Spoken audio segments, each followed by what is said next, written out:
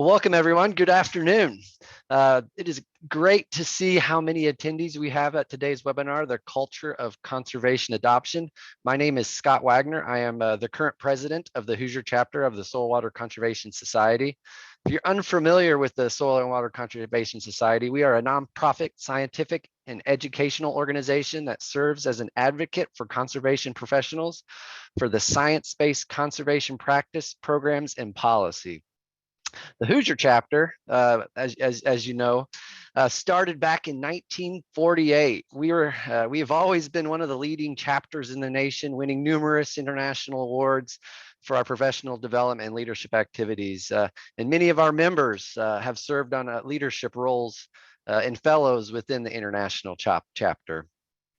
Our members come from nearly every academic discipline and many different public, private, and nonprofit institutions. Are you a member? Hopefully you are. If not, there is a wonderful link on this page here where you can go to become a member. I personally joined the chapter 20 years ago with the main reason to network with my fellow conservationists. My day job as an agricultural engineer with the Natural Resources Conservation Service doesn't always allow me to meet all the different conservation disciplines that are out there. But through the chapter, I've been given this opportunity along with gaining valuable professional development skills. So one of the biggest complaints I received from someone when I asked someone to join the chapter is the cost. They think it's cost prohibitive. And I'm same with you, but how quickly could you spend $115 at Target or Walmart? Usually it goes pretty fast. This cost in my mind is very minor compared to the benefits and support that I've received through the Soil Water Conservation Society. If you're interested in learning more, of course, the link is on the page here.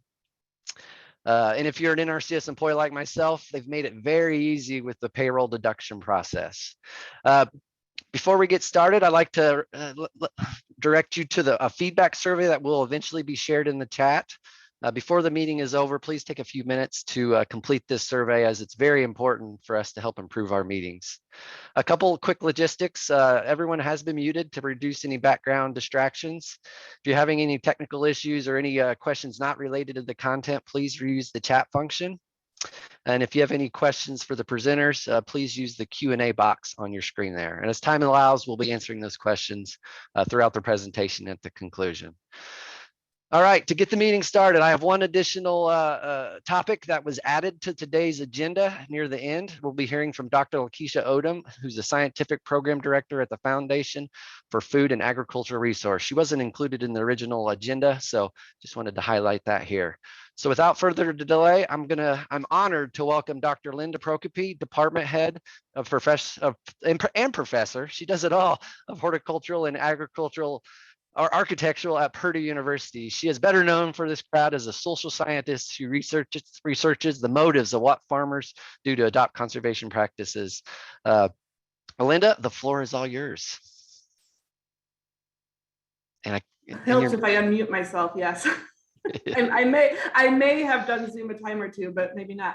All right, so I'm a little tired of just talking to myself over all these years of Zoom. So we're experimenting with some interactive polls today during my talk. So to participate, you send the text to this number 37607 and text Linda Prokopy 093.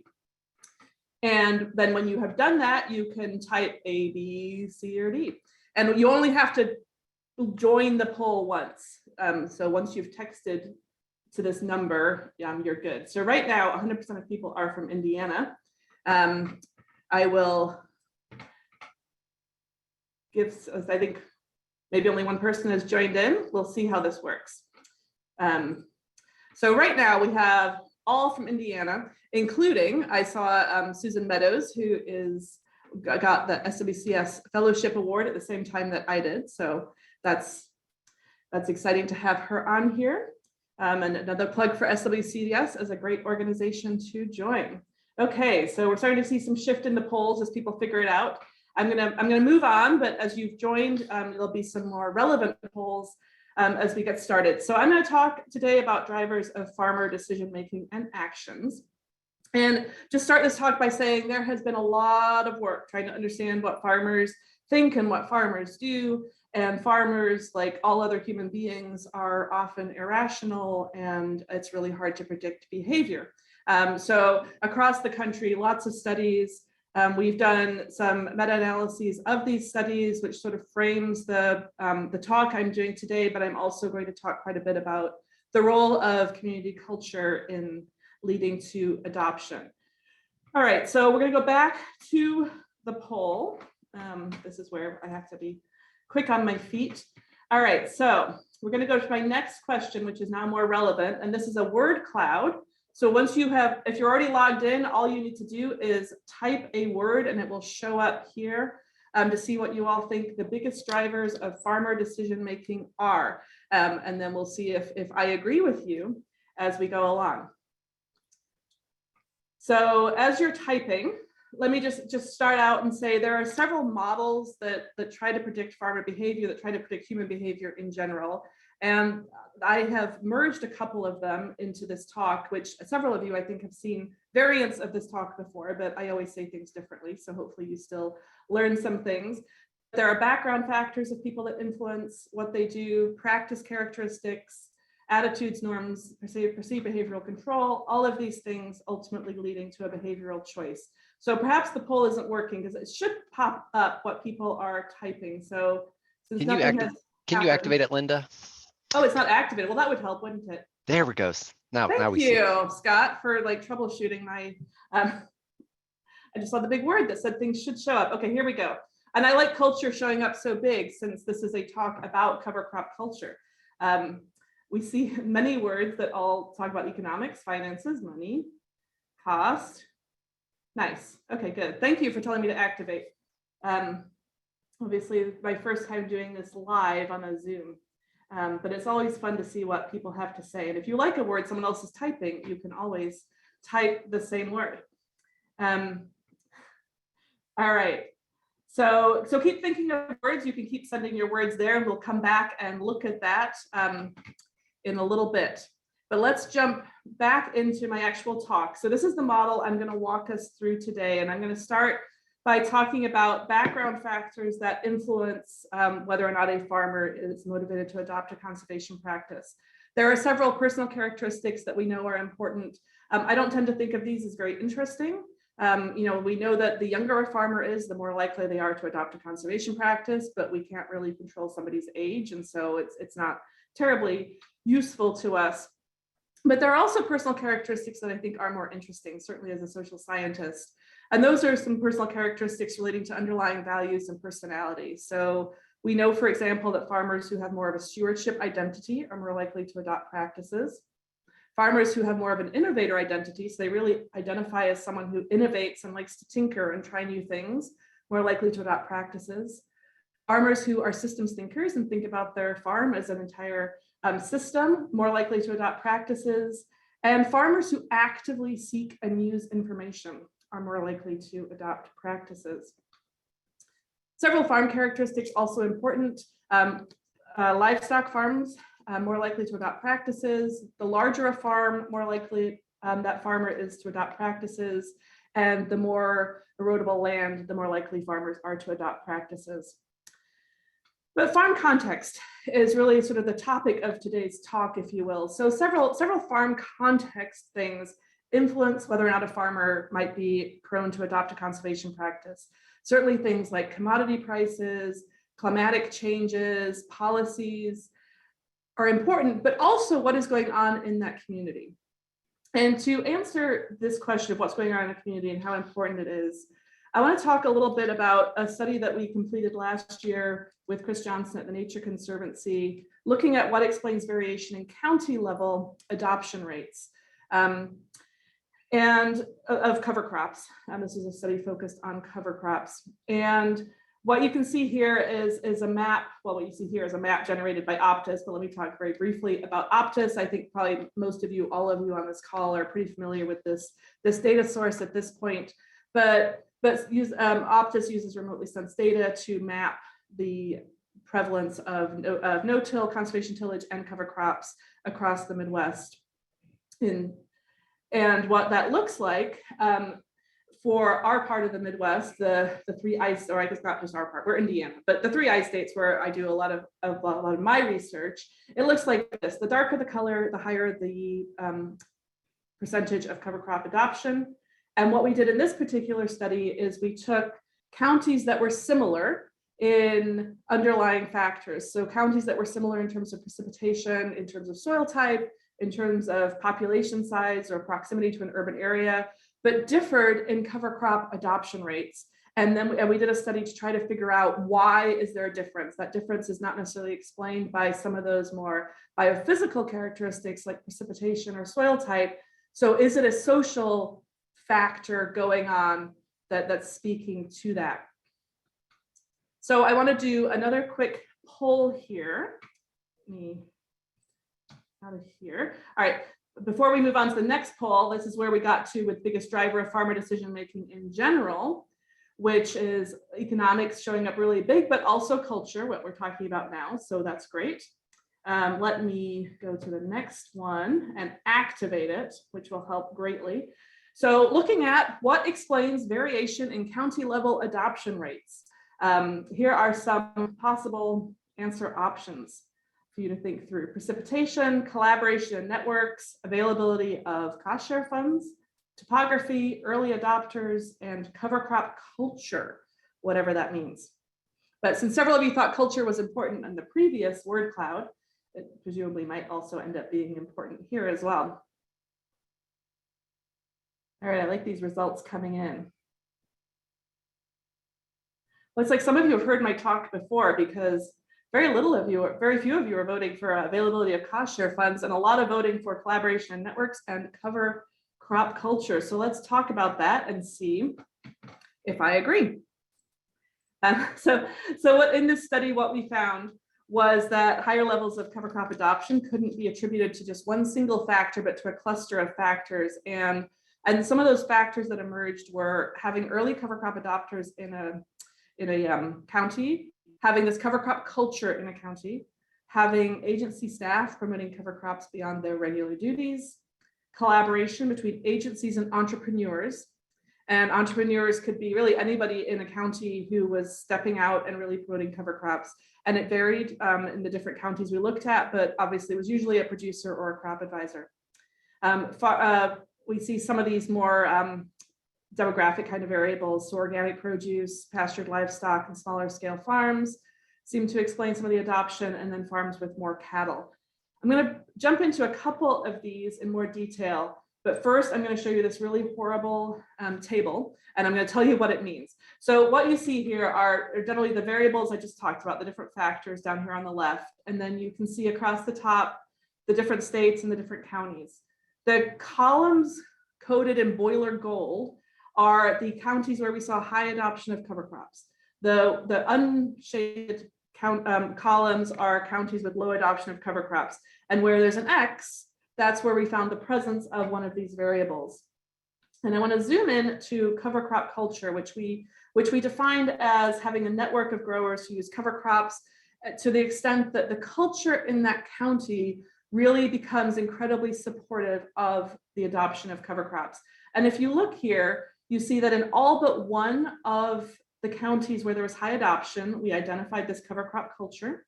And we only found the presence of cover crop culture in a couple of counties with low adoption. So it sort of speaks to cover crop culture being something important, which many of you also thought in the poll. So looking at some of the way we did this study, and sorry, I didn't actually explain how we did the study. We did focus groups online because we did this during COVID. We did online focus groups with key informants in each of these counties to try to understand what was going on and how, why there was or was not high levels of cover crop adoption. So what you start to see, some of the quotes that came out of these focus groups. This is weird, but if you go to Sioux County, they're entrepreneurs. There's creative enterprises there. They're risk takers. Speaking to a culture that's the way it is in Sioux County compared to a comparison county with where it's just not like that. Another quote here from Iowa, I've kind of stopped talking soil health and I've talked revenue more. They recognize they don't use yield. They turn around and make the banker happy because they can graze that and save a lot on their hay bill. We see here, of course, some interaction with livestock ownership, but also this sort of culture of not really talking so much about soil health, but talking about how this can help farmers make money. These are two quotes from Iowa, and the next two quotes I think are both from Indiana that I'm going to show. What we found in this study, which is sort of interesting when we really got into the qualitative data and the looking through all of these transcripts from the focus groups, is that we found cover crop culture in the different states and in these counties with high adoption. But the way culture was talked about was very different in the different states. And in Iowa, what you see here is a large emphasis on the economic profitability of cover crops, and that seemed to be really a driving force for cover crop culture in Iowa, versus Indiana, where there was more of an emphasis on environmental stewardship. So here's a farmer speaking in one of these focus groups. I put cover crops down for two reasons, basically. One, to improve my profits. So profitability is still, of course, an issue in Indiana, but also to hold my soil, make it better soil. And the second thing, I do not want to see our nutrients go down the Mississippi River. We really didn't hear these types of comments in Iowa. Another one here from Indiana, really speaking to threat of regulation and environmental stewardship. We better be better stewards, or someone's gonna make us. As farmers, ag people, anybody invested in this, we need to do a better job of kind of leading that charge and setting the tone, or somebody else will. So cover crop culture in all of these counties where these quotes come from, but not necessarily the same across the counties, right? But for whatever reason, in the counties with the higher adoption, there was more emphasis, more sort of collective drive towards adopting cover crops. Going back to our horrible table here, the other row I want to draw your attention to is collaboration between agencies and entrepreneurs. So typically crop advisors and producers. And when we look across this row, what you'll notice is that every single high adopting county had this collaboration, and none of the low adopting counties had it. So that's a pretty stark sort of finding, if you will, about the importance of collaboration.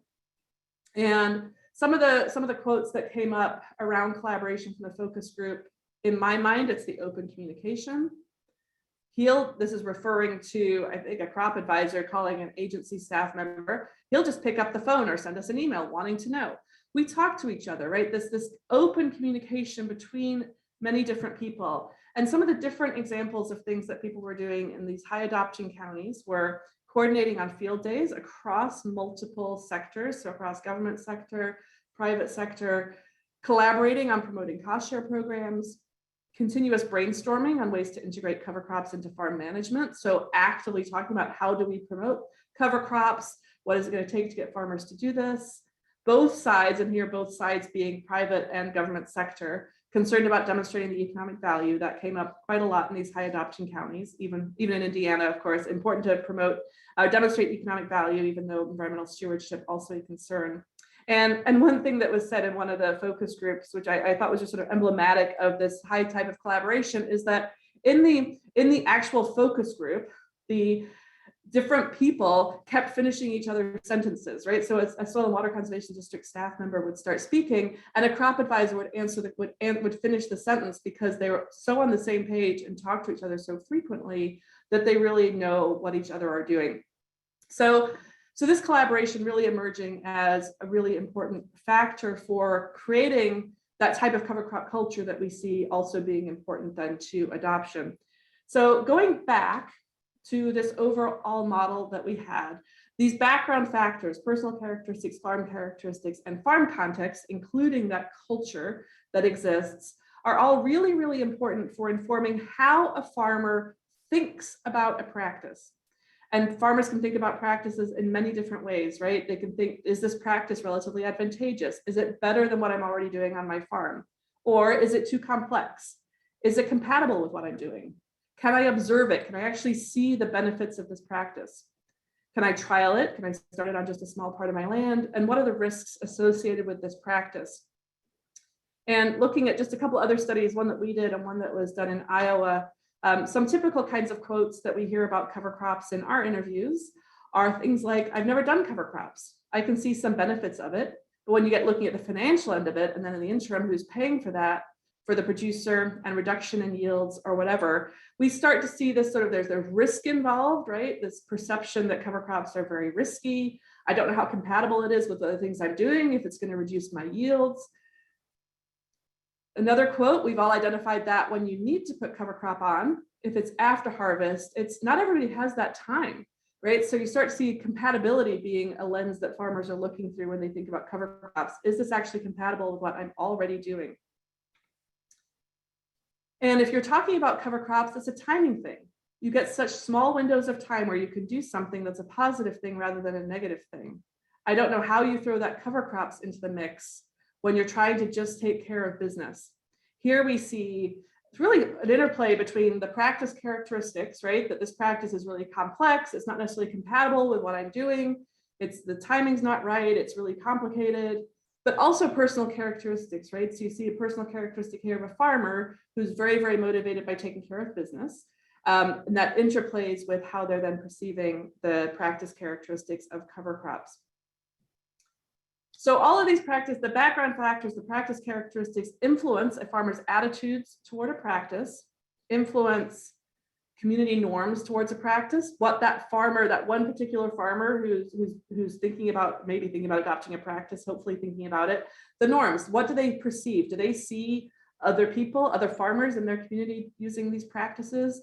Do they think other farmers, their crop advisors, their friends, do they think those people think they should be using these practices? And perceived behavioral control. How much control do they think they have over making this choice to actually use the practice? These three things are posited. This is from the theory of planned behavior, attitudes, norms, and perceived behavioral control, lead to somebody's intention to adopt a practice. As we know, intention does not always lead to behavior, and probably more often than not does not lead to an actual behavior, right? Farmers, humans, all of us are, fallible objects, right? And we make have all kinds of great ideas that don't necessarily come to fruition. Some of that is just inertia, but there's also some real issues that get in between intention and behavior. So actually, perceived behavioral control is super important for forming intent, right? That perhaps I'm a farmer and I'm thinking about adopting cover crops, and I've heard that there's some cost share funding available through my local NRCS office, and I understand that there's a crop advisor who's going to come out and help me with some technical support to do this. But when I actually go out to try to adopt the behavior, I find out that actually, no, all the cost share funding's already been given out, or you're too late in time to get it. I find out this crop advisor actually isn't available to help me. And so I don't actually have control over that behavior. So I intended to do it, but now real things have come up that are changing my actual behavioral control. But ideally, folks end up adopting a practice.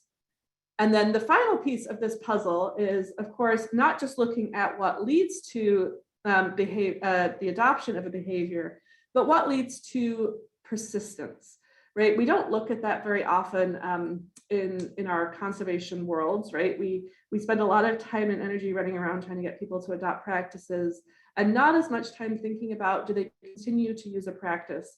So this is especially pertinent, I think, when we're talking about cost share funding.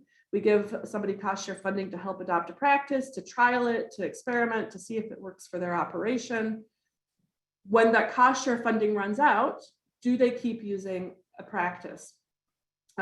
We've looked at this in Indiana. We've done some interviews with farmers whose cost share funding, primarily EQIP funding, has run out, to try to find out if they are continuing to use practices.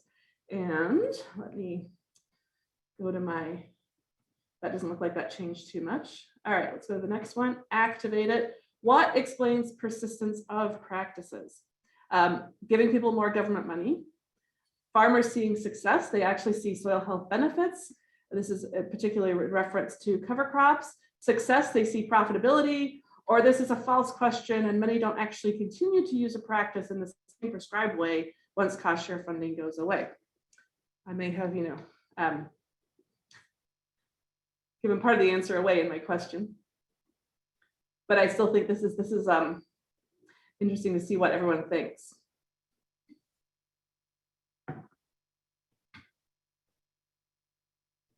All right, so indeed, success is obviously important, right? So both soil health benefits, profitability, that the costs are manageable, all of those things are important for whether or not somebody continues to use the practice. We don't actually know about right, more government money. We don't necessarily have an experiment where we offer some farmers 2 more years of EQIP funding and other farmers don't get any more funding, to see if that would actually influence longer term usage. And I think that would be worthwhile doing. But what we found in our study in Indiana is that many of the farmers, so it was a challenging study, and some of you on the call today were involved in helping us track down farmers to talk to. At a university, we're not allowed, NRCS is not allowed to give us names and addresses of farmers who've had EQIP funding. So instead, NRCS mailed letters to farmers that said, Purdue's doing this study in partnership with us and with the Nature Conservancy. If you're interested in participating in an interview, call Purdue basically, and call up my research staff.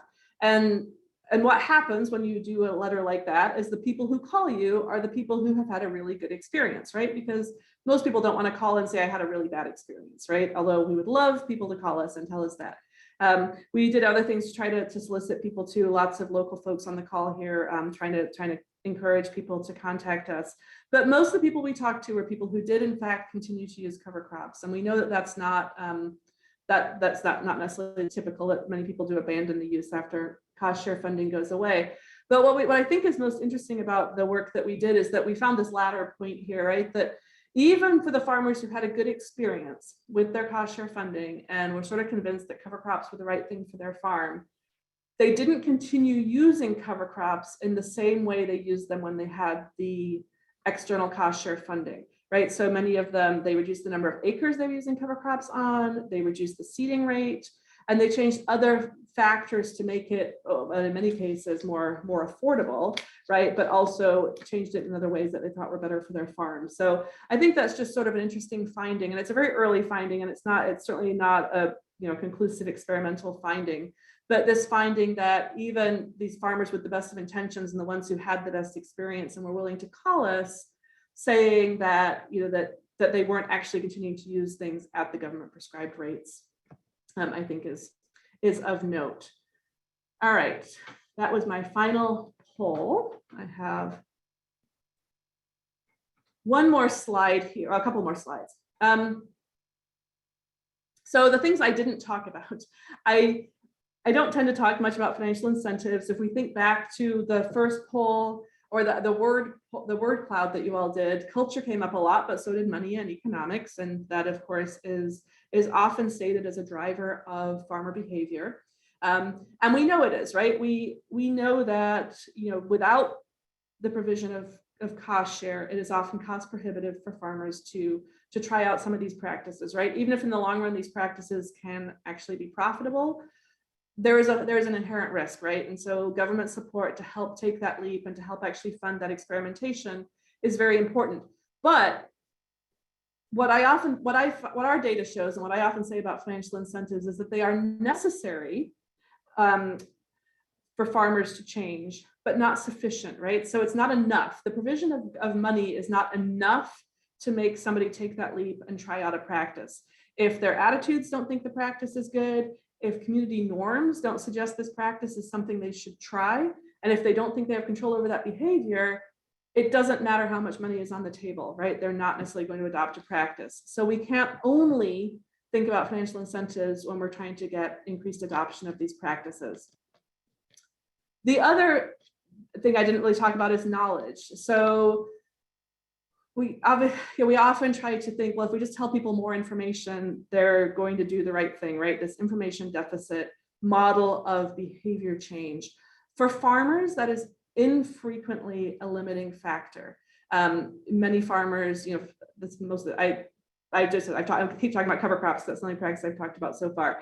But many farmers know about cover crops, right? And certainly we can increase their knowledge in ways that can shift their behaviors. We can give them more information that makes them perceive positive benefits from adopting cover crops, but fundamental lack of knowledge really isn't a barrier. That's not true for other audiences in the ag sector. We've done some work with non-operating landowners, and we found with non-operating landowners, many of them, for example, haven't heard of cover crops, right? In that case, knowledge by itself can actually be very beneficial, but frequently with farmers, just providing knowledge is not going to be sufficient to get a farmer to shift their practice. All of these things we've talked about today are related to conservation practices on top of an existing farm system, right? So keeping with the general same agricultural system, but adding in a piece, right? Adding in no-till, adding in cover crops. You know, we could certainly talk about edge of field practices like treatment wetlands and saturated buffers. But one thing that I'm increasingly interested in is diversification in other ways, right? So not just adding in conservation practices, but really thinking about other types of diversification. So thinking here, this project, this diagram here comes from a grant proposal we submitted to USDA NIFA, the National Institutes for Food and Agriculture, and they recently awarded us this grant to try to figure out how do we do resilient intensification through diversity in Midwestern ag? How do we get farmers to think about more farm level diversity? And many are already thinking about this. So I shouldn't say how do we get farmers to think about this, because farmers are thinking about this, right? But how do we create a policy environment that is supportive for this type of farm level diversity? And then how do we apply a model like the one I just showed to start shifting attitudes, norms, and perceived behavioral control? One of those things we know is the absence of markets makes it very hard to have control over that behavior, to diversify cropping systems. So we're going to be doing some work on trying to diversify markets. And then more also landscape level diversity, trying to get wide scale adoption of alternative farming systems that really meet many different ecosystem needs and people needs. So this work we are just starting. It covers Iowa, Illinois, and Indiana, and we will be, it's very much hopefully in partnership with many of you here on the call today and farmers and communities to really find out what answers are out there, what do people want to see more of, what data do people need, what evidence do they need that different things are working or not working in order to be willing to take a leap into diversification, and what types of policies need to be undertaken both at the state level but also federal level to really support this type of diversification. So you'll start hearing more about this project from me. So I just wanted to put a plug out there for it. We will in the new year be putting out plugs trying to recruit farmers and others to participate in focus groups and visioning sessions with us to really try to create together a vision of an alternate future that is ultimately, hopefully, more sustainable environmentally, economically, and socially for all of us involved in Midwestern agriculture. All right, I think I have left plenty of time for questions, so I will let Scott tell me what questions there are. Definitely, great job. First question, how are you measuring cover crop culture? So we're not measuring it per se. It's emerging, right? So we did these focus groups and we just asked people, you know, why do you think there are high levels of cover crop adoption in your county? What's going on, et cetera, et cetera. And then we record the focus groups and then transcribe and look through. And what emerged really sort of organically out of all of the focus groups was this conversation around culture, and that was the term that people used themselves was, you know, there's a culture here that's supportive. So it is loose. And I think we need to figure out how to sort of tighten it up a little bit more, but really just that general, like the norms, the attitudes, you go into the coffee shop and people are talking about cover crops. People don't judge you if you use cover crops. People might judge you if you don't use cover crops, right? People like to see cover crops in winter in this community, whereas they might not like to see that in another community. So really sort of an organically described sense of culture. Next one, it was regarding one of your slides regarding that Raja in the Latte 2020 paper. Could you share the citation for that slide? I can. Not immediately though. If that person wants to just type their email in the chat or just give it to us somehow, I will happily send that citation to them. Good deal. What role does a mentor play in the new practice adoption? A mentor can be super important. And a mentor could be many different types of people, right? One thing we have found in study after study in our group is the role of networks, right? And who people are talking to. And I took out a slide, because I think some of you have seen it so many times, about who farmers talk to. we did a study in 2012 that showed that farmers are very influenced by the private sector in their decision making, which led a lot of other work coming out of my group. But so yeah, the mentors could be a private sector person, could be an agency staff, could be a neighboring peer farmer. But what we do know is that those networks, right, who people are talking to, who they're engaging with, who they can turn to when they have questions is incredibly important, right?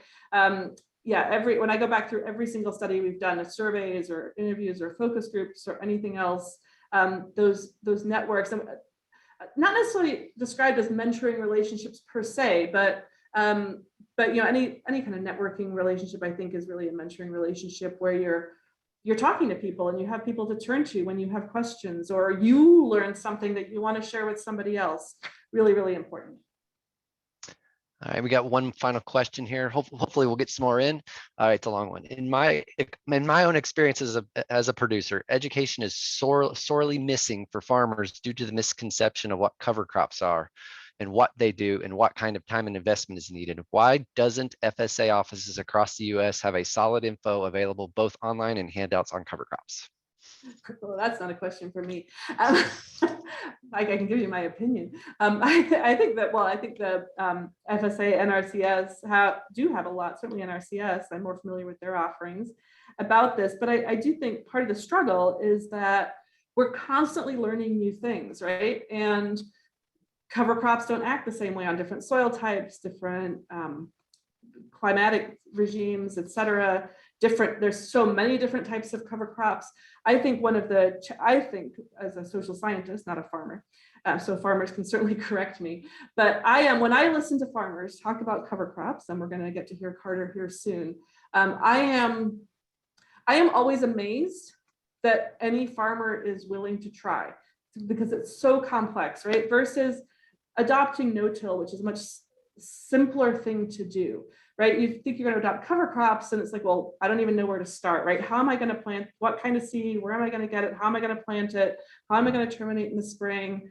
And there's lots of tools out there to help with that, like the Midwest MCCC, Midwest Cover Crop Council, has a really great decision support tool that can help with that. And of course, there's CCSI and all of you out there in NRCS and SWCS offices doing so many heroic things to try to break this down and help people, but it's very, very complex. And then you add into that complexity constant new scientific information. I think what happens, and we've certainly heard this from farmers, is that because there's so much information, because it's so complex, it's really hard to get the same story from everybody, right? So if you're sort of a skeptical farmer about cover crops and you talk to your SWCD office and they tell you one thing, and then you go and talk to your crop advisor, they might tell you something really different, right? Those two things might both be true, right? And they might not actually contradict each other,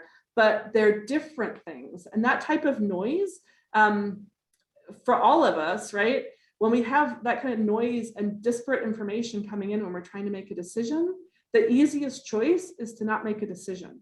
And so I think the challenge for conservation staff and others working in this space is to figure out how to just distill some of that and how to and I think what you're seeing in those counties where I showed the county comparisons, where that cover crop culture has emerged and you have that strong collaboration, right, between an agency, the government agencies, and more private sector, individual farmers or crop advisors. You have that collaboration. When you have that type of collaboration, people's messages start to sound the same, right? They may always have been the same, but they didn't sound the same. And that was just really, cognitively challenging for people. So the more collaboration, the more people work together, talk together, do joint field days together, et cetera. I think that really can help. That doesn't speak to whether or not FSA needs more and better fact sheets, I realize, but I do think a lot of this work needs to be more local than fact sheets coming out of Washington, D.C. to help influence people to do these practices. And just a follow-up question to that, what examples have you seen as the most successful collaborations between agencies and entrepreneurs? There's all kinds of great examples coming out of this work. I think an example I'm more familiar with, and Leslie Fisher's here on the panel, so she could certainly speak up too, but just the Big Pine watershed just north of where I am in West Lafayette has done some really great job with the SWCD working really closely with private sector on all kinds of different collaborations and field days and constant, frequent conversations, right? And really being sort of friendly with each other. What we have, so there's lots of different examples like that. And I'm sure many folks in this room have examples as well. And this is why it's nice, when we're actually in person, I would just turn this over and have other people share their own experiences, because those are richer in many cases than our studies are. One thing when we first hit upon this idea of the importance of the private sector, which many of you probably knew before I did, but I didn't really realize how important it was until this 2012 study we did. We were doing some work up in Michigan, and we had there was a meeting, and around people were sitting at round tables, and we broke people out and had like NRCS staff sitting with private crop advisors, sitting with farmers.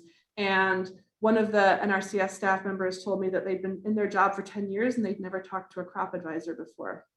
And so that was clearly not a strong collaboration. And you could see sort of some of the damage of that, and some of the sort of concerns on both sides of working together, which you can certainly still see in many counties, right? The concerns that crop advisors are motivated to make a profit, they're not motivated for the environmental stewardship that we're trying to promote in our agency. But I think, when you're actually, of course, people have to make a profit and make a living, but when you really start talking to people and becoming more friendly and developing a relationship, you can sort of get beyond that we have different goals, right? And realize that there are fundamentally more common goals, right? Which is maintaining profitable and sustainable agricultural systems throughout our counties. Thank you, Linda. I got some more here. About 60% of the land is rented, and we've heard from farmers that are reluctant to adopt practices due to their long-term control of land. Do you hear any similar comments from farmers who've worked with or polled? Yes. I realized, because I didn't talk very long, I took out too many slides last night. I have like 10 slides on this I could have done, but yes. So we've done a lot of work looking at rented farmland, and it is a huge issue, right? And we hear it on both sides. So the question proposes that farmers, tenants, don't want to adopt practices because there's no security of a long-term lease. So if I invest in cover crops, for example, but I'm not going to see soil health benefits for 5 years, that might not be the land I'm farming anymore, right? So why should I invest in land I'm not going to be farming? We hear the same thing from landowners, right? Landowners not sure that they can ask a tenant to adopt cover crops, right? Even if the landowner is going to help pay for it. Well, I don't want to ask them to do something because they might decide that they don't want to farm my land anymore, and I really need the income from renting my farmland. And so one thing that sort of comes out of some of that work is the importance of facilitating conversations between tenants and landowners, that both sides, and a lot of tenants and landowners talk to each other, obviously, but they often just talk about the profit, the transaction, about the lease. We found when it's older family members who are renting land to younger family members, they really don't want to talk about conservation because they might upset somebody, it might upset the family dynamic, but really helping to facilitate those conversations, because in many cases, what we found is that both sides wanted to be doing something different with their land, but they were both scared to talk to the other person about it, which is really unfortunate. And there's also, I think, there's obviously lots of work that can be done with leases to improve leases and give some security to tenants if they're going to be doing some practices that the benefits might not be there for 2 or 3 years, that the tenant has some security in renting that land, and or the landowner incurs some of that financial responsibility of trying to use the practice. There's a lot that can and needs to be done in that space. It's very challenging for conservation staff it's much easier to reach the person farming the land than the person who owns the land, right? Who in some cases doesn't live in a community. In many cases, they don't live in a community. It could be a private company that owns the land, and how do you reach out to them and really try to engage them in these conservation conversations? But I think that's important to do. All right, Linda, we got one final question here. What do you think drives cover crop culture in a community? How can conservation networks influence cover or cultural change in a place where folks might be reluctant to get started with cover crops?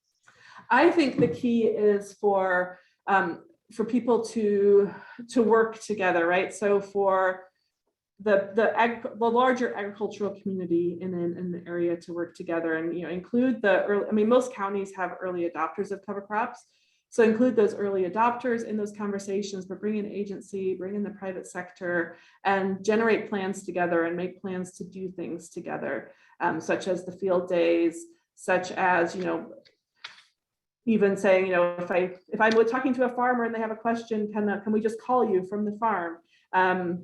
And making those really open relationships to work better together, to develop that more common language that can really help to shift norms towards cover crops being a good thing. Well, thank you so much. Are you going to stick around for a little bit? Yep, I will do. Great. If please continue your questions and we'll answer them at the end if we have time. So thank you so much, Linda. Thanks. And now we are moving over to Carter Morgan with his boots on the ground approach. So Carter, I'll let you start sharing your content if you have anything, and I'll introduce you. Carter is from Perryville, Indiana, which is in Western Indiana, where he farms about 2,700 acres with his dad, uncle, and brother. He graduated from Purdue University with a go Boilers with a bachelor's degree in ag systems management. His operation is about 100% no-till with nearly 90% of it in cover crops. When Carter isn't farming, he is leading the Western Indiana and Eastern Illinois counties as a soil health consultant. Carter, the floor is yours.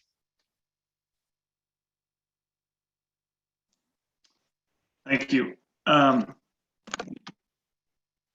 Yeah, so like you said, my name's Carter Morgan, and pretty much everything that Linda said very, very much relates to my presentation. I'm just going to have more of a farmer and consultant perspective, I guess. So the title I came up with, or I put, was how do we educate farmers to increase conservation practices? This first picture here, this is just a picture of my wife standing south of our house in a field of cover crops, right either before we got married or right after we got married. So it's 4 or 5 years old now.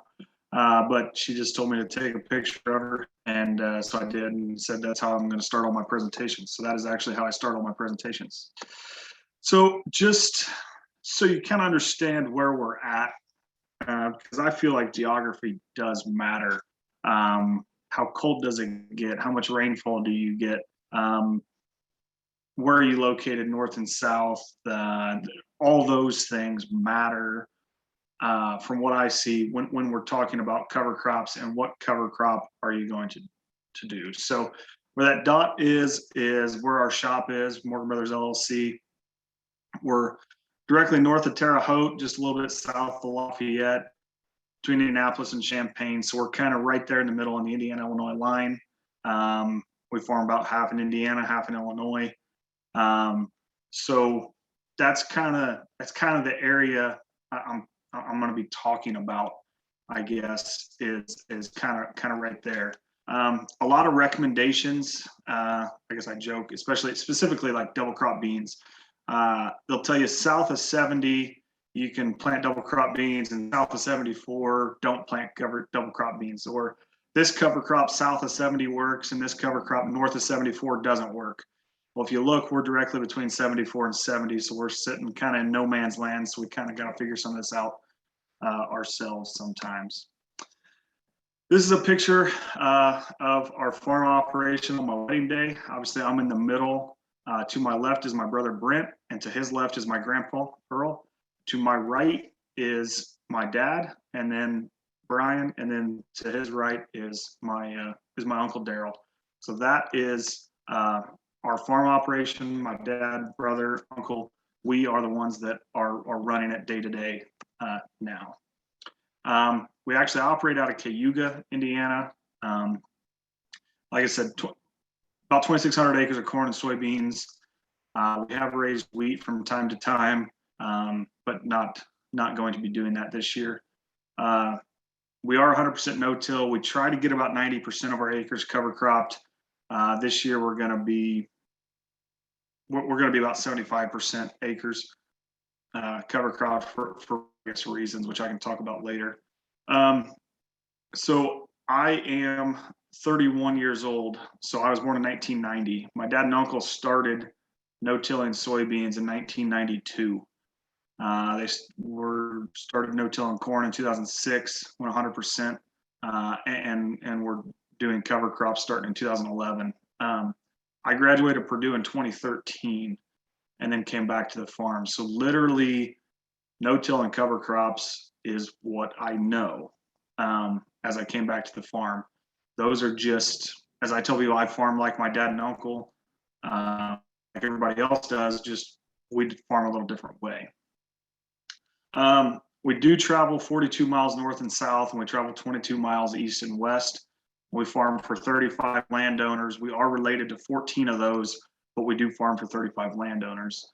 So kind of going back to the reason I put those things in there is a lot of the reasons people don't no-till or don't cover crop are on this page, and I can dispel that. So, you know, how guys, well, you know, I travel too much. You know, you can't if you travel. Well, every single one of our farms has had cover crops, and every single one of our farms does get no-tilled, so it can be done.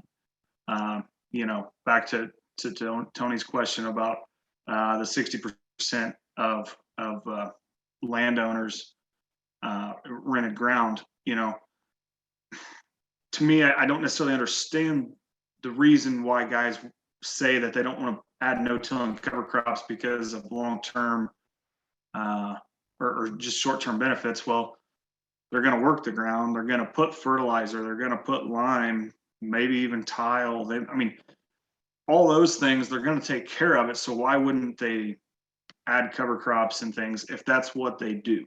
The reason we no-till and cover crop every acre as much as possible is because that is how we farm. That is how we feel the best way to operate is. So we're not going to stray from that just because the farm's rented or those things.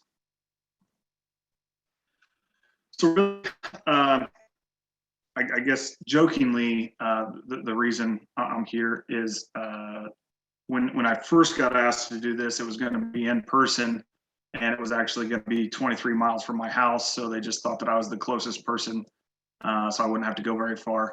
But realistically, the reason is what is I'm calling this the start of soil health consultant. That's really, I guess, the title that I operate off of now. And that is tied with our local soil and water districts, Park and Vermilion County. So this all started in 2016. Deb Barnett, Eric Scheidler, and Don Donovan. So Deb is with Park County Soil and Water, Eric is with Vermilion County Soil and Water, and Don Donovan is our district conservationist that covers Park and Vermilion County. They came to me and they were talking about applying for a CWI grant, which if most of you probably know what that is, but that is a Clean Water Indiana grant to hire someone to help them understand, at the time was called Infield Advantage, that data, and build upon relationships that Larry Tim had built in previous years. They had a guy hired, a retired Pioneer district sales manager, going around meeting farmers and just building relationships and trying to help them understand and adopt no-till at the time. Infield Advantage was a stalk nitrate program that we were involved in as producers, and we would go to our meetings, and I would share yield data. Most guys wouldn't share yield data, and we'd try to figure out what was actually going on with no-till, tillage, timing of nitrogen, all those things. We were getting many years of data, 4, 5, 6 years of data, but we weren't really getting answers. So really, that's what started all this. Was they wanted somebody to come in to kind of compile all the data and see if in our Park and Vermilion County group could we start to make some heads or tails of some of this, and how our nitrogen was moving moving into our corn stalks. So if they got a grant, it would be a 3-year grant for the years 2017 to 2019. Well, currently I'm still on staff, so obviously they got the grant and they got another one after that. So that's kind of the start of this, what I call the soil health consultant. Within that, we started to realize that we knew, I mean, we'd always collaborated a lot together anyways, but that's where we created this Soil Health Alliance, Vermilion Park Soil Health Alliance. And that's our logo. You can see Vermilion County's on the left, Park County's on the right. The Wabash River goes right in between us. That's what all the squiggly lines are. And that consisted of Deb Barnett with Park County Soil and Water, Eric Seid, the Vermilion County Soil and Water, Don Donovan, our district conservationist, and myself. And what we were trying to do there was take this infield advantage data and take those growers, and that's kind of our network to start with, and let's build a peer network essentially from there. So from that, we've just kind of built out from there, and we've done different meetings and field days and things, and I'll get into some of that, but that's where all this is going, I guess. So for me, what were my responsibilities, or what are my responsibilities? So like I say, in the beginning, infield advantage data. So literally, I compiled all our data sitting here at this desk, trying to make charts and trying to get guys to see what was going on. And we were kind of starting to get there. We got a couple years into it, and the program pivoted, changed courses, but I was able to go back and meet with all the farmers in the program. I was able to gather yield data and have one-on-one conversations with them about what was going on and the things that we were seeing. And I was able to put it together into a presentation, and we had our producers come together to see those things and to talk amongst one another. When we talk about these collaborations, it's not just me talking at these meetings or a guest speaker talking at these meetings. The goal is to get producers together to share ideas. Another part of my responsibility is to educate farmers on conservation farming systems and smart nutrient management. That ties back to the infield advantage. That was kind of what they were hoping to do with the nutrient management. What was try to get some information to maybe help farmers make smart management decisions. Having your meet farmers where they are at with their farming practices. So not every farmer is going to be, not every conversation is going to be in the same spot. So some guys are going to be multi-year no-till, multi-year cover crop, and they want the next thing. And some guys are going to be, I want to try this out, but I just want to try it on a little bit. And some guys are going to be like, no, I'm not talking cover crops. I don't want to know. I don't want to know at all. Leave. So trying to have conversations there and just building relationships is really what that is. Just being visible to producers in the community. Again, just going out and meeting guys and just building relationships. One thing was hard for me to start out with was I had to educate myself so I could educate other producers. So it was kind of hard for me to realize that, yes, I needed to go to some meetings, and there may not be producers there to talk to, but I needed to educate myself. So in 2, 3, 4, 5 months, when a guy asks a question, I've got the answer because I was at this meeting taking notes and those things. The other thing, the big thing anymore, is help producers eliminate costly mistakes.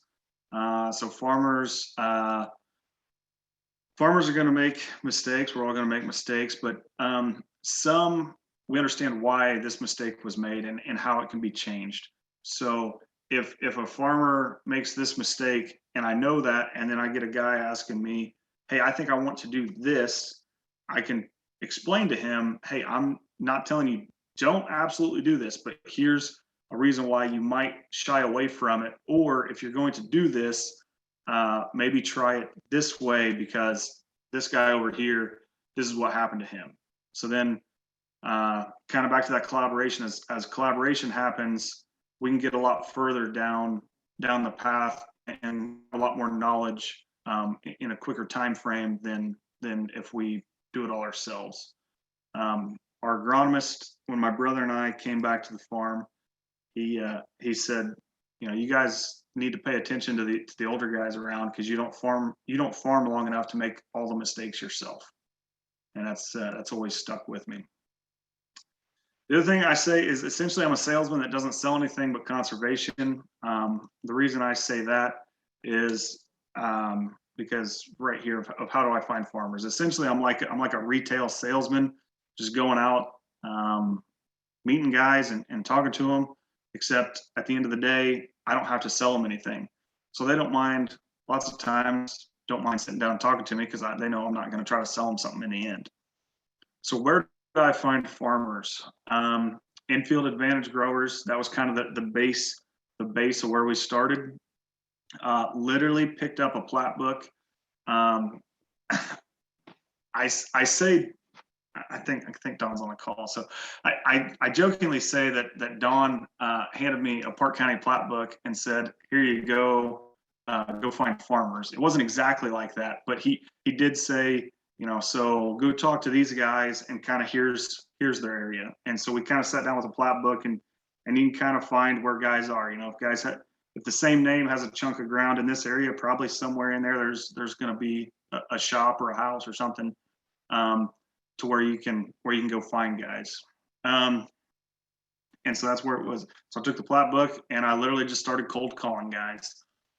Find them at their shop or their field. I'd mark on a plat book who farms what field, or where their shops were, or what fields or what roads to never go down again, because I'm not sure that was an actual road. Just all those things. And sometimes there was meetings set up in advance. Sometimes it was cold calls.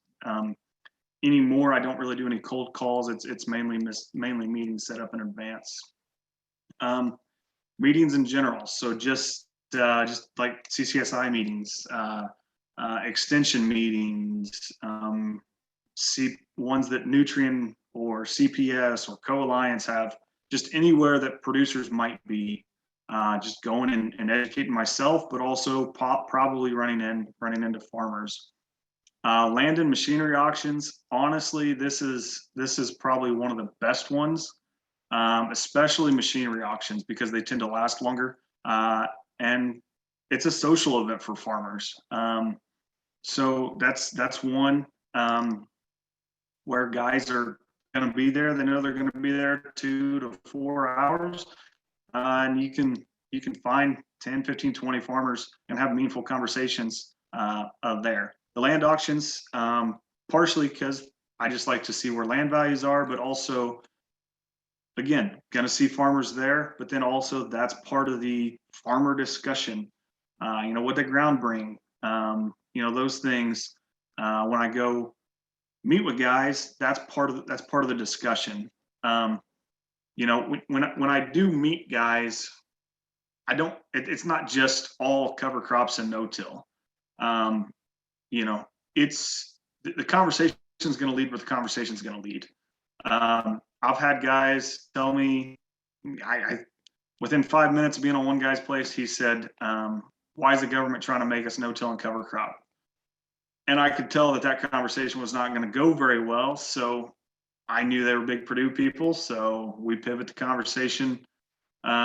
Instead of getting into a heated argument, we just pivot the conversation to Purdue basketball or Purdue football or something like that. Eventually, those types of people will come back around.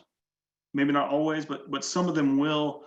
They may be standoffish at first, but just having those conversations, changing the conversation, you're still there for a little while. Then later they're like, "So how do you exactly get cover crops planted, or why do you think no-till, or how would you set up a no-till planter or something?" So it may not be right off the bat, but it's just kind of breaking them down. It might be it might be just a basketball discussion. It might just be, you just never know. Restaurants, honestly, there's a lot of farmers, especially in small towns, that have a small town restaurant. If you figure out their schedule, you can go in and you can sit at that table, or you can sit at the adjoining table, and you can find 4 to 8 farmers on any given day. I've learned those habits. It's taken a while. There's been just going to restaurants and just sitting and watching and those things. An email list, that's really where a lot of my communication goes out. We've got about a little over 100 producers on this email list. So trying to, as we have meetings, that's where our information goes out, and trying to get guys connected. Also, any contacts that come through the office, Park or Maine County Soil and Water, or the NRCS FSA office in Park County. Don's really good about, hey, this guy came in asking about CSP or equip, or just had a good conversation with him. You might track him down.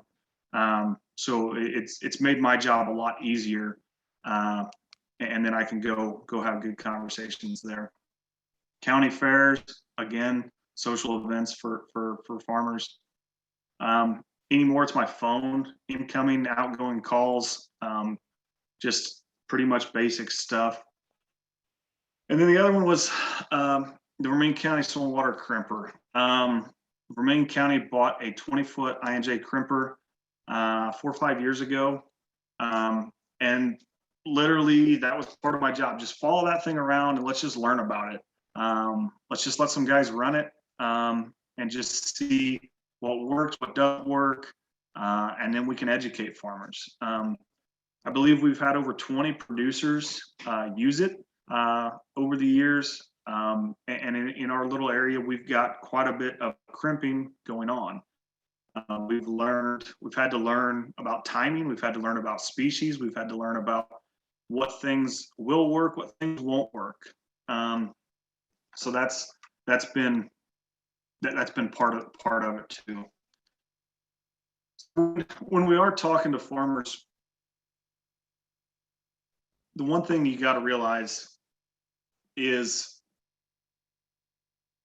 we're asking them to probably change something that they've done for a long time, and they may feel like it's going to take them a while to do something, to do this, or it may take a lot of education to understand how to no-till or cover crop. This is just some of the time responsibilities, and it's not just for farmers, but this is specifically for farmers, that they have going on. So when guys may not be as interested, don't get as discouraged about it. Just kind of understand that they got a lot going on, and so they may not be open the first time, but it may just be about timing and hitting them at the right time. But just some of these, equipment maintenance, input purchases, landlord relations, marketing, church, speaking engagements. If you got livestock, harvesting, spraying, community boards, many people are involved in the community, financials, logistics, land maintenance, family. All these things are things that are going to take up their time, and they got to set priorities of what's what. So having a guy like me show up may not be what they want to hear. If they're going into the FSA office, lots of times that is a good time to catch them, but sometimes they may just be making a quick trip in and out, so they may not want to talk to you much there. It's not probably nothing against you more times than not. They just may have other things going on, and you just may be able to find a better time to talk to them. And this is just kind of something I have from a different presentation. This is kind of how I feel like our operation runs sometimes, is we've got corn and we got soybeans, and we're trying to harvest soybeans while we are planting cover crops for corn. And, you see, it just all goes many different ways. We're trying to spray and run 2 planters, and then we're trying to side dress, and we're trying to put fertilizer on, and then we got another spray, and then we got more side dress, and then we're trying to plant cover crops, and then we got a plane, and there's just all these things. So This, I think, sometimes is what farmers see as why they may not want to try cover crops, is because this is what they feel is probably going to happen, or the red lines are what their brain may be looking like because they have no idea how in the world they're going to get everything done. And that's kind of what it feels like sometimes. More times than not, we do get things done, but every once in a while, we don't. So also along these lines, there's going to be some that are never going to change. Okay, so these are just some reasons why I feel like that there may be some that never change. They know how to farm and they make money the way they are. Obviously, economics earlier was talked about. If a guy's making money the way he's doing it, he may feel like, why would I need to change? I'm making money. I feel like I'm doing good enough myself. Why do I need to do something different? Which goes into the next point. They think they're doing good enough. Status quo works. They're making money. They feel like they're doing good enough. They can live with themselves. Then they may just never change. And I guess this kind of ties into the culture part. They're not going to do it because it's what a neighbor does. I have been on farms and I have had guys tell me, there's no way I'm doing that because so-and-so is doing that. And I'm not going to look like him because his looks bad. Okay, those are tough conversations to have.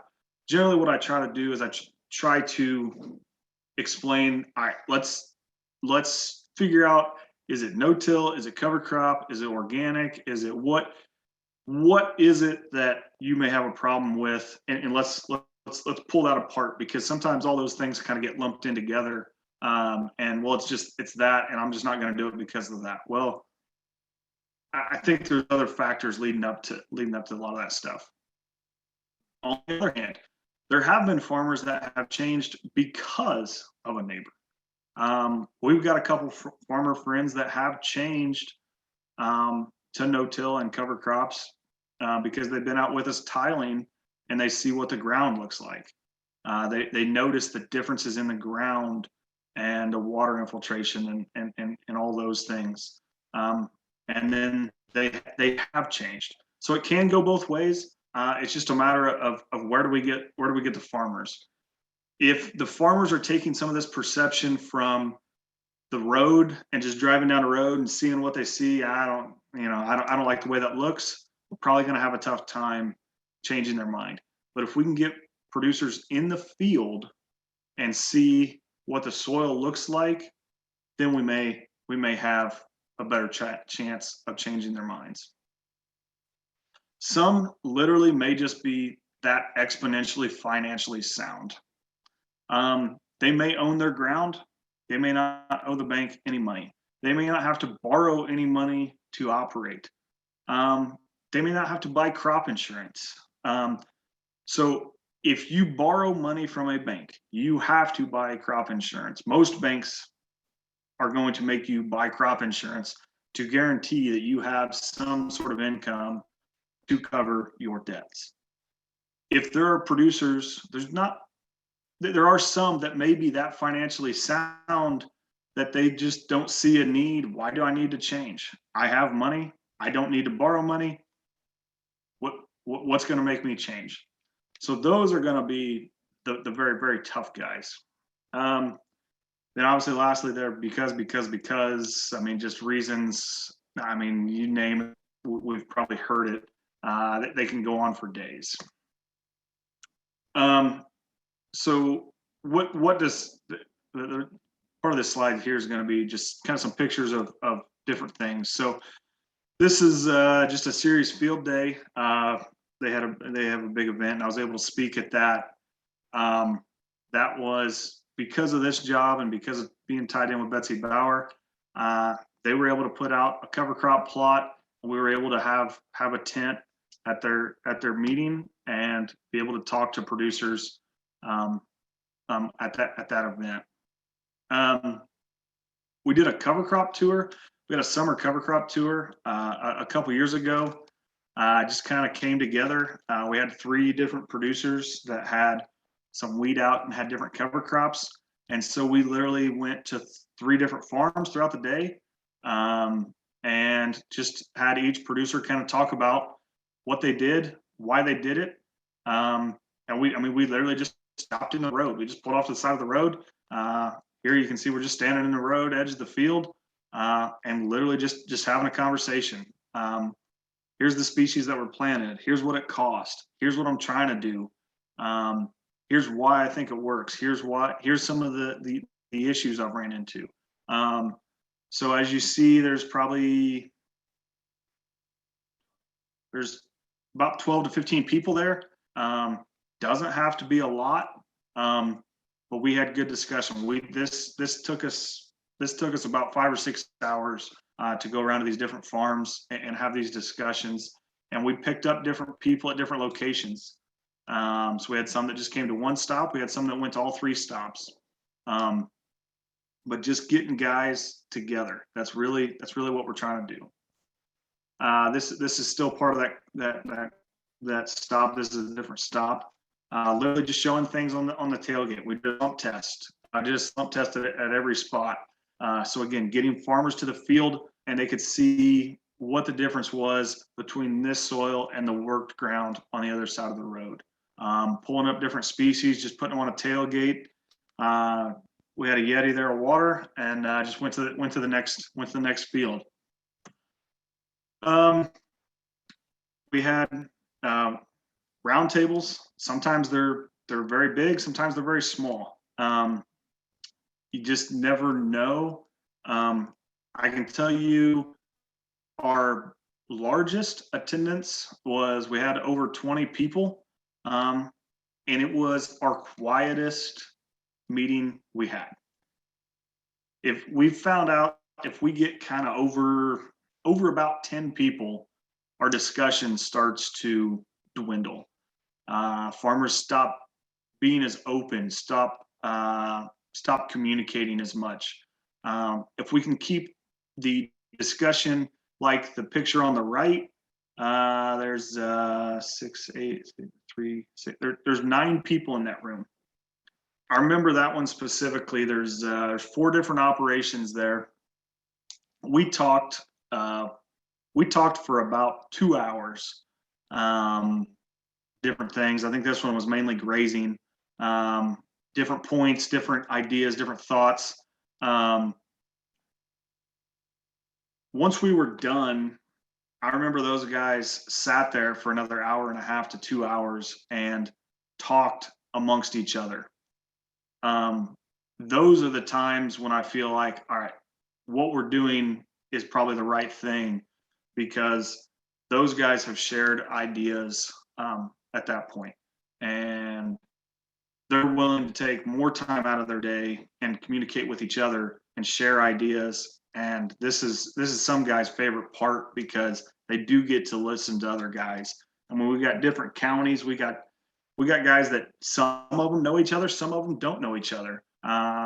We had one where we had guys that literally farmed next to each other, had heard each other's names, but didn't know each other. They exchanged contact information. They became real good friends. So just some of those. We do have them at restaurants sometimes.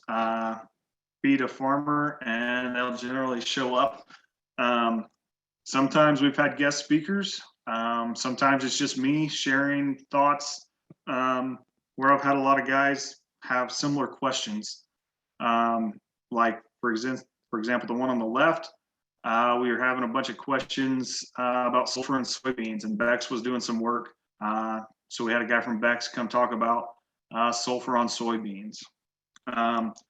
We have one tomorrow. We're going to have it at our Park County Extension office, and we're going to have Dan Quinn, Purdue corn guy, come and talk about some fertilizer thoughts going into next year with fertilizer prices going up and those things.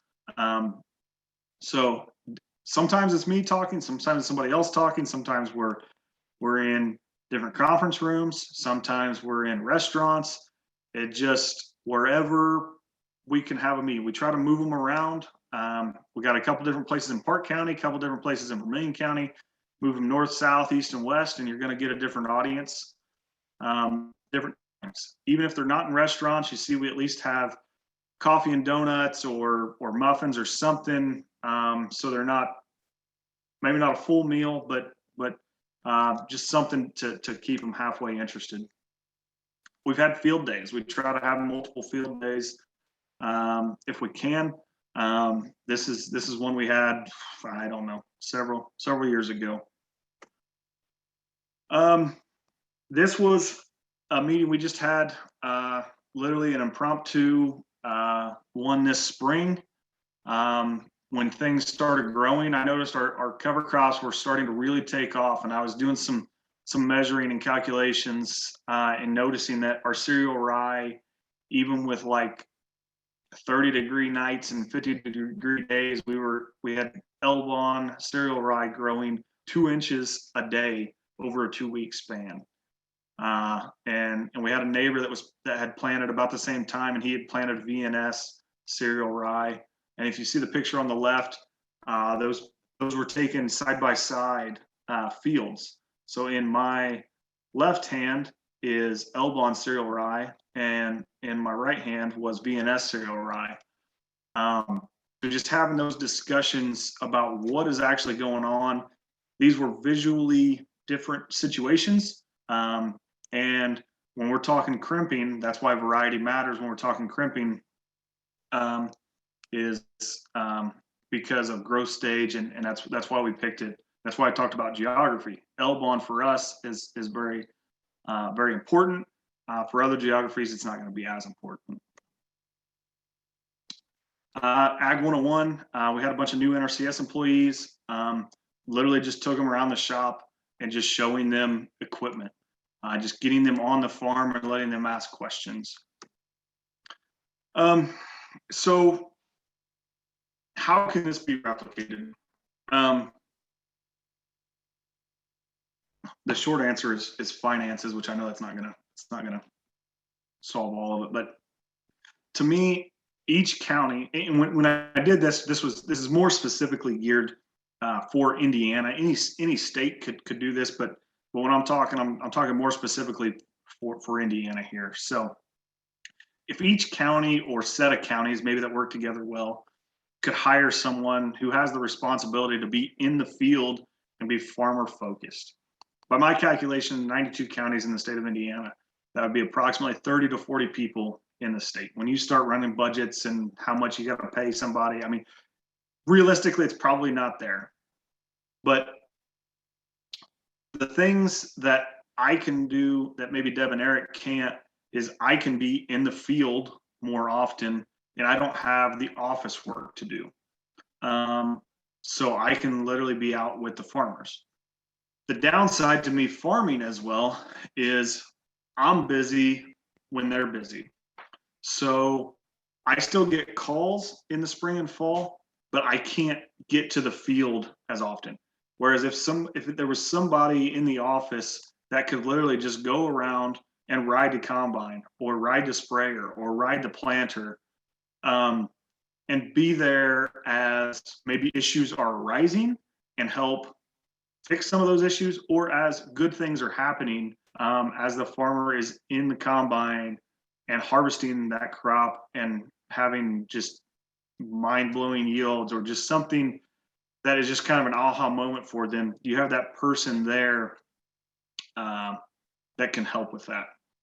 A way to start would be a newly retired person from agriculture with a good reputation. That's how Larry Tim started with Park and Vermilion County, retired DSM with Pioneer, so he knew most producers in the area. Pretty easy for him to pull into everybody's driveway. And someone who can connect with farmers and help them without telling them what to do. Be there as a consultant and guidance, but not telling guys this is what you absolutely have to do. That's something that I see. So some success tips: build relationships and trust with farmers. Like I say, first conversation may not be no-till and cover crops. That first conversation may be high school basketball. It may be Purdue sports. It may be something else. But just build those relationships and the trust with them, and then they will start to open up. Build farmer networks or mentorships to support one another. Like I said, that's what we've done. Don't get caught up on the numbers. Like I say, you think, man, I want 20 producers at this meeting, and you may only have 5. And oh man, well, this sucks. But then if those 5 have meaningful conversation and it goes 3, 4, 5 hours, and they're still talking amongst each other and still learning and sharing, that's where you're having some success. If you have a 1-hour meeting with 20 producers there and nobody says a thing, and at the end of 1 hour everybody gets up and leaves, was that successful? More times than maybe it was, but more times than not, probably not. Make sure farmers start small when they're making changes. Small short-term success will lead to larger long-term success. If somebody has success at a little bit, as they start to add more, they have more and more success. And it's what's talked about. Show the financial benefits.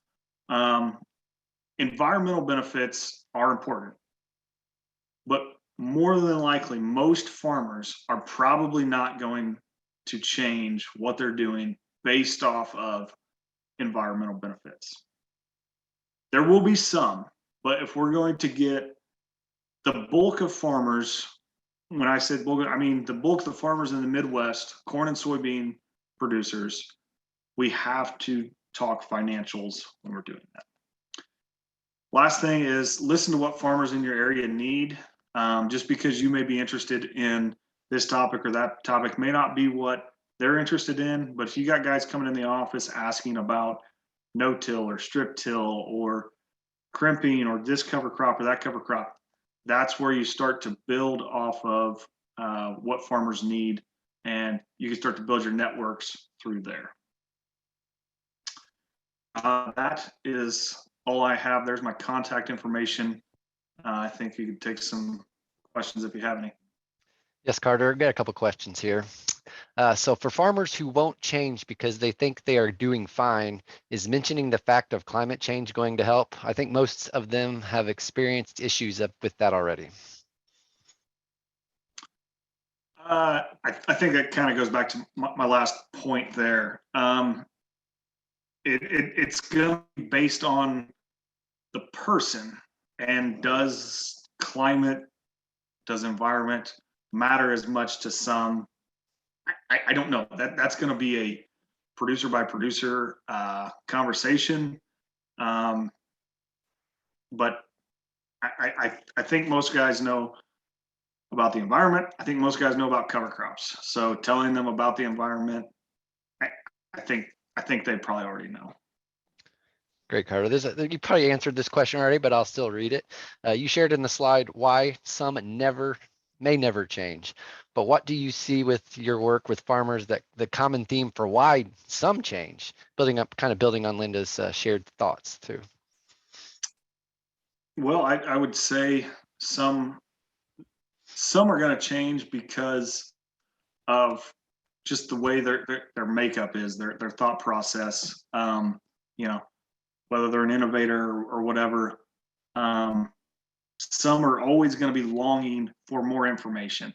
The guys that want more information are probably going to make a concerted effort to make a good decision and maybe change. So it probably has to do more with individual people.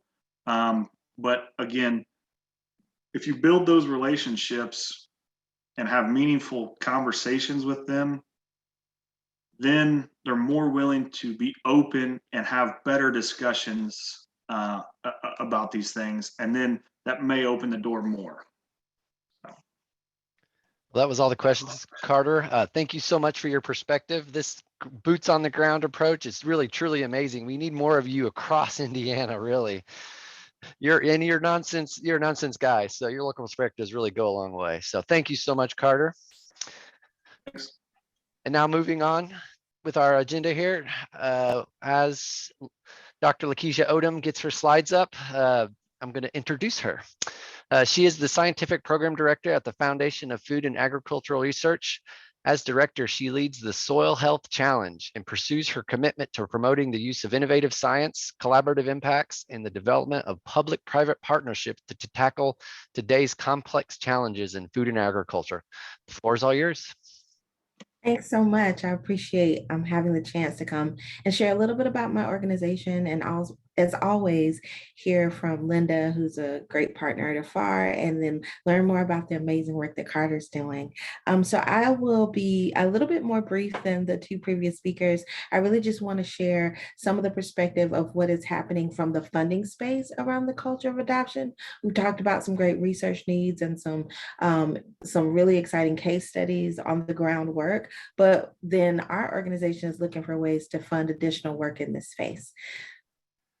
Let's see, there we go. So what I hope we can do together in our short amount of time is give you an overview of FAR and a little bit more about what I do in the soil health portfolio, and then talk about some projects we funded that address adoption, and then thinking more about change management, how can we change behavior, and the work that we hope to fund in the future. So for those of you unfamiliar with FAR, we were created in the 2014 Farm Bill, and our objective was to connect funders, researchers, and farmers to pioneer the next frontier of agricultural innovation. And our objective was to provide every person with affordable, nutritious food grown on thriving farms. We do that through the development of unique partnerships, all with the goal of supporting innovative science. And the way that partnership needs to work is for every dollar that FAR releases, we have to find a non-federal partner. So it's been quite exciting in the 5 years I've been at FAR, building a number of partnerships with other foundations, international partners, state and local partners, all with the goal of increasing the amount of research funds available in the ag sector. I think we've talked a little bit about our vision. And as I said, I manage soil health portfolio, but we also fund across 6 what we call them challenge areas, but they're basically our research focus areas. So we look at next generation crops, health ag nexus, or the connection between agriculture and nutrition, advanced animal systems, looking quite a bit around animal welfare, urban food systems, and that looks at things around precision indoor plants, as well as providing access to healthy, nutritious foods and food deserts, and then sustainable water management, which works across things like irrigation or edge of field work, and then finally soil health, which I'll share more about.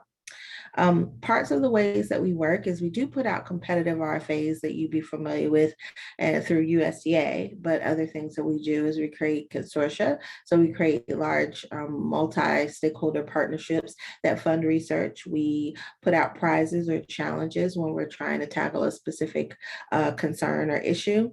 We also direct fund, which means we work to create programs and then fund them. We also create fellowships and awards for early career scientists, and we pull together convening events. So we're a small organization, but we have wide ranges of ways in which we can work, and we work quite closely with USDA. We were created to be complementary and not duplicative. So we often will engage with USDA, ARS, NRCS, REE. So we work across USDA as well to coordinate. To date, since our inception in 2014, we've awarded 253 grants, and we exceeded our 1-to-1 matching ratio. So now we're at about a 1 to 1.38 ratio, and we've awarded about 292 million. Yet we still are continuously looking for other opportunities to fund. We've partnered with over 500 distinct partners in our projects, both industry, foundation, checkoffs. We can partner with checkoffs, groups like Walmart, General Mills, McDonald's, and then foundations like Rockefeller or the Bill and Melinda Gates Foundation and the Nature Conservancy. So all these different groups have been partners so far, and we hope that list keeps growing. Specifically in my challenge area, we funded about 42 million to date, and the areas we focus on are resiliency, site-specific decision-making, farmer well-being, which does encapsulate productivity, but also looking at things around mental health or wellness, and then finally, novel pathways to adoption, which I'll talk a little bit more about. I've just cherry picked a few programs to describe some of the work that we've done. And so we funded a project out of University of Missouri looking at the potential to increase adoption by trying to regionally customize cover crop and soil health training for industry farm advisors. So that was the goal of that, was to look at ways in which we could provide more technical training to industry agronomists and other farm advisors who might influence farm management decisions. These are all examples. So another project that we worked on that focuses more on data and decision support tools is Open Team. And this particular project is looking at taking observation tools, remote sensing, agro ecosystem modeling, coordinate and find ways to make these tools more interoperable, all with the goal of increasing the ability for a farmer to enter data once, but access a number of decision support tools to facilitate understanding and then adopting the tools that make the most sense for that production system. And another example of a project that we funded is looking at, out of Iowa State University, is looking at how to integrate practices that provide living cover on corn and soybean fields using prairie strips. And so just recognizing ways in which we can understand how these introduction of this practice can stabilize soil, enhance soil health, and improve farm economics. And I think some of these things have been echoed in Linda and Carter's talk around the things that are valuable or interesting to try to explore. So those are just several examples of some projects that we funded to date. But I'd like to talk a little bit about what's on the horizon now. One of the largest initiatives for our organization is called Ag Mission, and that's basically an initiative to bring agriculture to net negative in greenhouse gas emissions. We recognize that farmer adoption is a key component of that, as you'll see. So we recognize that there's a number of discovery pieces we need in science and data, but without that knowledge transfer, we can't be successful. So adoption is a key component of Ag Mission. And to that end, working with actually Linda, who is a great thought leader on this with us, we along with Filter Market, just finished a series of short virtual workshops where we refined a series of hypotheses to guide research agenda. And so the 4 areas that we looked at were access to information and education, cultural considerations, the role of data and modeling, and economic considerations and market conditions. And I think what's most exciting about this series of workshops is that it will lead to a refined white paper, as well as an in-person convening event, and hopefully a set of recommendations for a research program that could address some of the additional research challenges or questions that still exist around change management. So overarchingly, the research questions we looked at during the workshop were thinking about how voluntary conservation efforts can basically look at objectives of widespread adoption. So how could we, in a voluntary system, affect transformative change to result in wider spread adoption of climate smart conservation soil health practices? We use those terms pretty interchangeably. And so that's the objective of the workshop, the subsequent upcoming convening in 2022, and the white paper. So all of those things, will be having additional great conversations around what research needs to be funded in order to really start to answer some of these questions to improve adoption. So what's next for FAR in the space?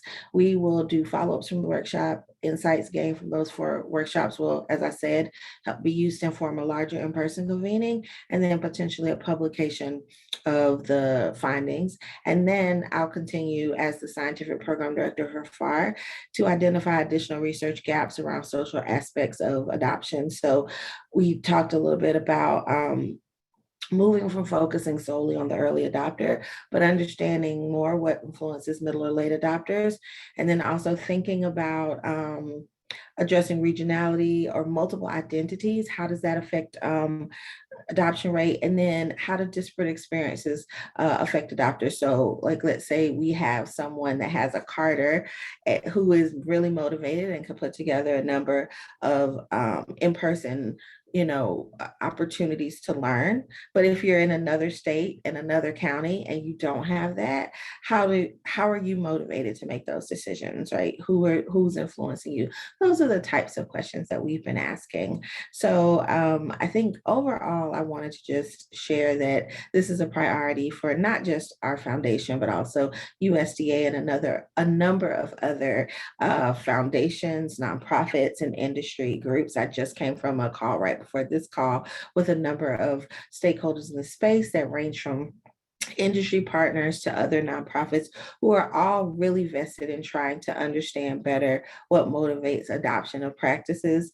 And I think it's quite exciting to feel this convergence around it. And then hopefully as a funding organization, find ways to support those research questions that arise. So I think that was the bulk of what I was asked to share, but please let me know if I didn't cover everything. And I'll share my contact information if anyone would like additional information about the workshops themselves or the next steps or any other potential research that we may be funding in this space or any of the challenge areas. Please feel free to reach out to me. Thank you so much. I do not have any questions as of yet, so please get those questions in the meantime, LaKisha, I'm gonna cover this question that was asked previously in the record, so the recorded folks can see it. This is regarding Linda's question. You have done a lot of research on large farms. I'm interested in reaching the homesteaders or farmers or farm animals, the horses, the veggies, and etc. That can be influenced nearby water quality. Linda, would you like to answer that live here? Sure. We have not done a lot of work on that. We did do some work a few years ago in Northwest Indiana, where there are certainly smaller farms and more hobby farms, and including some horse owners. My grad student working on that was actually a horse owner, so she really wanted to survey horse farmers. And what we found is sort of like with non-operating landowners, less knowledge among that group, right? Just much less familiarity even with the ag terms. Bye, LaKisha, good to see you for the umpteenth time in 2 weeks since we've been doing these workshops. The very lack of knowledge, not even aware of even that NRCS exists or SWCDs exist, is really sort of our takeaway from that study. I don't know if that's changed. It's been a few years since we've done that, but I would imagine that's probably pretty similar, that those really small, much smaller operators are much less familiar with opportunities and resources. Great, Linda. One last question for LaKisha, if you're still around. How can agents? Is she gone? Oh, then she can answer this. Okay.